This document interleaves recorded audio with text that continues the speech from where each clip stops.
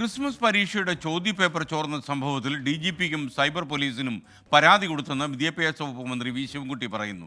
ചില യൂട്യൂബ് ചാനലുകളിലാണ് ചോദ്യപേപ്പർ വന്നത്. അതീവ ഗൗരവമുള്ള സംഭവമാണിതെന്ന് മന്ത്രി പറഞ്ഞു.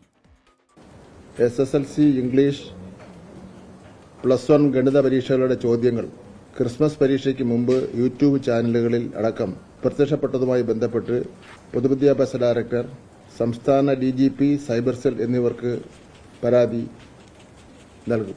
ചോദ്യപേപ്പർ നിർമ്മാണം, വിതരണം തുടങ്ങിയ മേഖലകളിലെല്ലാം അതീവ സുരക്ഷാ നടപടികൾ കൈക്കൊള്ളാറുണ്ട്. ഇപ്പോഴുണ്ടായിരിക്കുന്ന അതീവ ഗൗരവമുള്ള സംഭവവികാസമാണ്.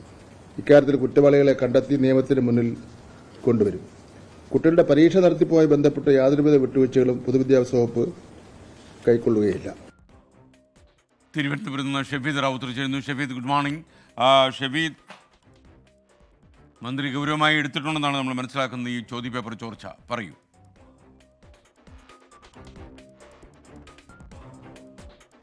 ഉറപ്പായിട്ടും അങ്ങനെ തന്നെയാണ് വിദ്യാഭ്യാസ മന്ത്രി വി ശിവൻകുട്ടി അല്പസമയം മുൻപ് മാധ്യമങ്ങളെ കണ്ടപ്പോൾ പറഞ്ഞ കാര്യം. രണ്ട് പ്രധാനപ്പെട്ട പരീക്ഷാ ചോദ്യപേപ്പറുകളായിരുന്നു ചോർന്നത്. അതിൽ SSLC ഇംഗ്ലീഷ്, അതേപോലെ തന്നെ +1 ഗണിതം, ഈ രണ്ട് ചോദ്യപേപ്പറാണ് ചോർന്നത്. മാത്രവുമല്ല, ഈ ചോദ്യപേപ്പർ ചില യൂട്യൂബ് ചാനലുകളിലടക്കം പ്രത്യക്ഷപ്പെട്ടു.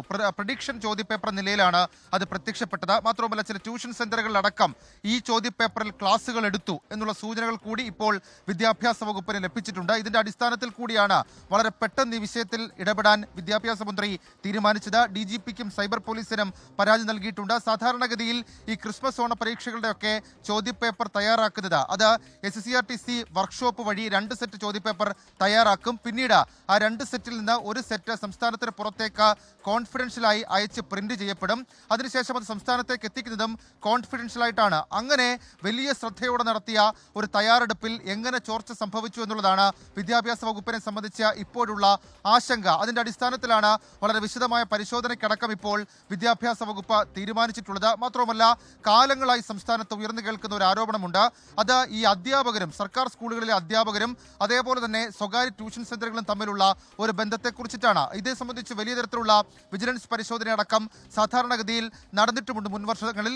സമാനമായ രീതിയിലുള്ള അന്വേഷണം നമുക്ക് ഒരുപക്ഷെ ഈ പുതിയ സംഭവ വികാസത്തിന്റെ പശ്ചാത്തലത്തിൽ പ്രതീക്ഷിക്കുകയും ചെയ്യാം. ഇന്ന് വകുപ്പ് മന്ത്രി തന്നെ പറഞ്ഞ വളരെ പ്രധാനപ്പെട്ട ഒരു കാര്യമുണ്ട്. സ്വകാര്യ ട്യൂഷൻ സെന്ററുകളുമായി ബന്ധം പുലർത്തുന്ന അധ്യാപകരെ കണ്ടെത്താൻ പ്രത്യേക പരിശോധന നടത്തും. അത്തരക്കാരെ വെറുതെ വിടാൻ ഉദ്ദേശിക്കുന്നില്ല. ഏതൊക്കെ അധ്യാപകരാണ് സ്വകാര്യ ട്യൂഷൻ സെന്ററുകളിൽ പോകുന്നത് എന്നുള്ള കാര്യം പരിശോധിക്കും. കണ്ടെത്തിയാൽ കർശന നടപടി സ്വീകരിക്കുമെന്നും ഇന്ന് വിദ്യാഭ്യാസ മന്ത്രി വി ശിവൻകുട്ടി വ്യക്തമാക്കി. ഈ സംഭവം, അതായത് ഈ ക്രിസ്മസ് പരീക്ഷയുടെ ചോദ്യപേപ്പർ ചോർന്ന സംഭവത്തിൽ തുടർ നടപടികൾ, ഒരു പക്ഷേ ആ ചോദ്യപേപ്പർ അപ്പാടെ മാറ്റണമോ അതല്ലെങ്കിൽ ആ പരീക്ഷ നടത്തിപ്പ് എങ്ങനെ എന്നതടക്കം ചർച്ച ചെയ്യാൻ തിങ്കളാഴ്ച വൈകിട്ട് 5 മണിക്ക് ഉന്നത വിദ്യാഭ്യാസ വകുപ്പിലെ ഉന്നത ഉദ്യോഗസ്ഥരെ വിളിച്ചു ചേർത്ത ഒരു മന്ത്രി ഒരു യോഗം വിളിച്ചു ചേർക്കുന്നുണ്ട്. ആ യോഗത്തിലായിരിക്കും അത് സംബന്ധിച്ച അന്തിമ തീരുമാനമെടുക്കുക. ഏതായാലും SSLC പരീക്ഷ അടക്കം വരാനിരിക്കുന്നു. സ്വാഭാവികമായും ഈ പശ്ചാത്തലത്തിൽ വലിയ ജാഗ്രത വകുപ്പ് ഇക്കാര്യത്തിൽ പുലർത്തുന്നുണ്ട്. Okay, thank you Shefeed Ravuthar. വളരെ ഗൗരവമായി എടുക്കേണ്ട ഒരു വിഷയം തന്നെയാണ്. മന്ത്രിയുടെ കൂടുതൽ ശ്രദ്ധ അതിലുണ്ടാകട്ടെ എന്നാണ് നമുക്ക് പറയാനുള്ളത്.